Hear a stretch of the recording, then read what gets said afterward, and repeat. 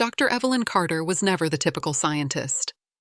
While her peers focused on data and behavior charts, she was driven by a deeper curiosity, one that blended science with something more human. She believed animals had stories, not just instincts or reactions, but emotions, thoughts, even memories. From the time she was a child, Evelyn was obsessed with two things: art and animals. She spent hours sketching them, studying their faces, imagining what they might be thinking. By the time she entered the world of primatology, she carried that same fascination into her work. Her colleagues called her patient. Some even said strange. She didn't just observe the gorillas, she interacted with them. She mimicked their body language, sat silently among them, and sometimes sketched while they watched. To Evelyn, this wasn't just research. It was communication. Then came the moment she met Kumo. Kumo was unlike the other gorillas, older, quieter, more distant, but his eyes followed everything. When Evelyn drew in her sketchbook, Kumo didn't look away. He tracked every motion of the pencil, tilted his head, leaned closer, and then, one day, he reached out, gently, toward the sketchbook. It was small, just a gesture. But to Evelyn, it was a question. What if he wanted to create? What if he could? That night, she couldn't sleep. Her mind kept turning over the same thought. If a gorilla could understand what art was, what would it choose to show the world? She knew people would call it ridiculous. She didn't care. She had to try. Kumo was no ordinary gorilla, rescued from the wild after a traumatic encounter with poachers. He carried a quiet sadness in his eyes.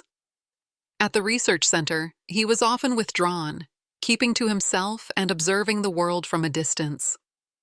But there was something about him that caught Evelyn's attention, a deep intelligence, a calmness that hinted at stories waiting to be told. From the moment Evelyn approached him, she knew building trust with Kumo wouldn't be easy. He was cautious, sometimes even wary, but never aggressive. She spent hours sitting near his enclosure, speaking softly, offering fruit, and showing him her sketches. Slowly, day by day, Kumo began to respond, not with words, but with gestures and looks that said, "I see you, I'm listening." One afternoon, as the sun filtered through the trees, Evelyn brought a set of paintbrushes and bright colors into Kumo's space. At first, he watched from the corner, unsure. Then, hesitantly, he reached out to touch a brush. His fingers were clumsy, unfamiliar with the tools, but he didn't pull away. Instead, he began to experiment, dabbling paint onto paper, creating shapes that looked random at first. But Evelyn saw more than just smudges. She saw the beginning of a connection, a new language forming between them. As days turned into weeks, Kumo's confidence grew.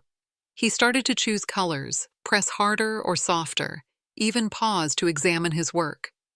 Each stroke became less accidental and more intentional. It was clear that painting wasn't just a game for him. It was a way to communicate, to express something deep inside. Evelyn was amazed. Here was a creature who had never been taught human art, yet he was creating images that seemed to hold meaning. The challenge was only beginning. Could Kumo's paintings tell a story? And if so, what story would he choose to share? Evelyn knew that earning Kumo's trust was just the first step. Teaching a gorilla to paint was uncharted territory, and patience was essential. She began introducing the brushes and paints gradually, allowing Kumo to explore the materials on his own terms. At first, he was curious but unsure. Sometimes he would smear paint with his fingers. Other times, he would drop the brushes altogether. Evelyn never pushed him, instead encouraging each small attempt with gentle praise. Slowly, something remarkable started to happen. What once looked like random splashes began to form shapes and patterns. Kumo seemed to understand that the brush could make marks that stayed on the paper. He began experimenting with different strokes, layering colors, and even showing preferences for certain shades.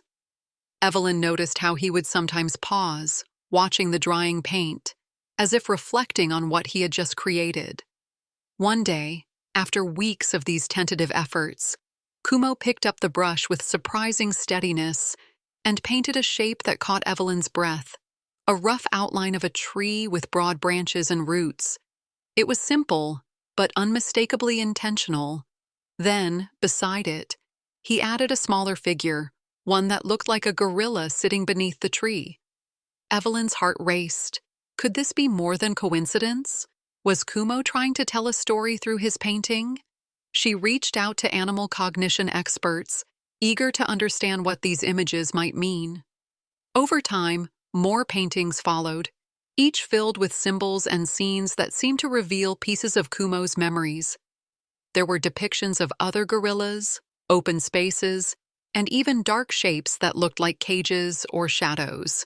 It became clear that these were not just random doodles, but expressions of something deep inside Kumo's mind. Evelyn realized they were witnessing something extraordinary, an unspoken narrative unfolding through paint. What Kumo drew was not only a breakthrough in animal communication, but also a window into a world few humans had ever glimpsed before. When Kumo first presented that painting of a tree with a small gorilla beneath it, Evelyn knew they had crossed a threshold. But nothing prepared her for what came next. As Kumo continued to paint, the images grew clearer and more detailed. One painting showed a group of gorillas huddled together, while another depicted what looked like a raging fire in the background. There were shapes that resembled people, but with harsh, unfamiliar features. Poachers, Evelyn realized, haunting Kumo's memories. Experts brought in to analyze the paintings were stunned.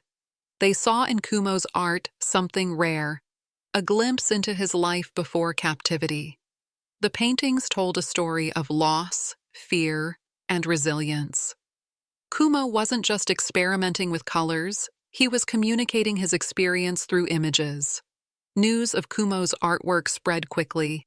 Headlines flashed around the world. Gorilla tells his story through paint, art from the wild, a gorilla's voice, when nature paints its own truth. Museums expressed interest in displaying Kumo's work, sparking debates in the art world about what defines creativity and expression.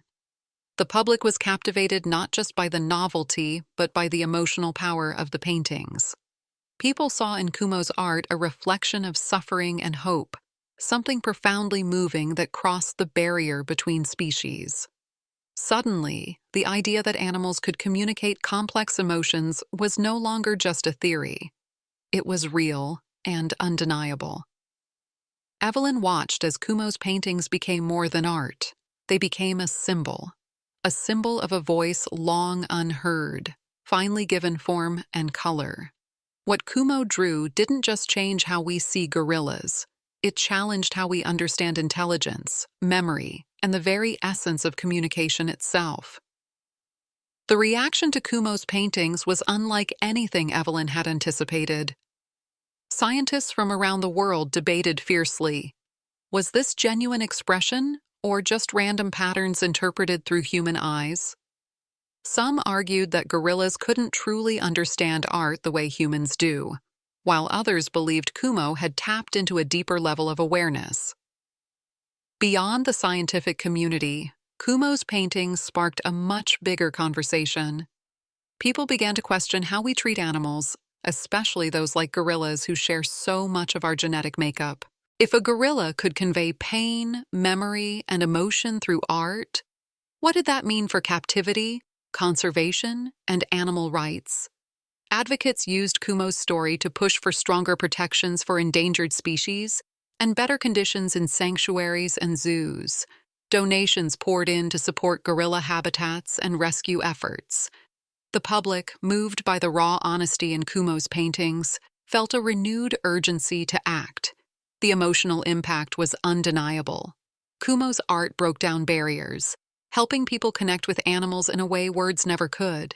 It was as if, through his paintings, Kumo was saying, "I am here. I feel. I remember." And that message resonated deeply with audiences around the globe.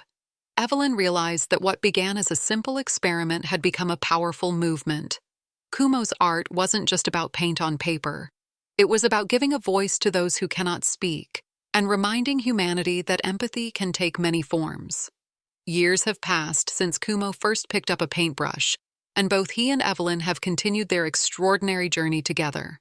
Today, Kumo paints regularly, not just recreating memories, but exploring colors and shapes with a creativity all his own. His art has developed a unique style, vibrant, expressive, and full of emotion.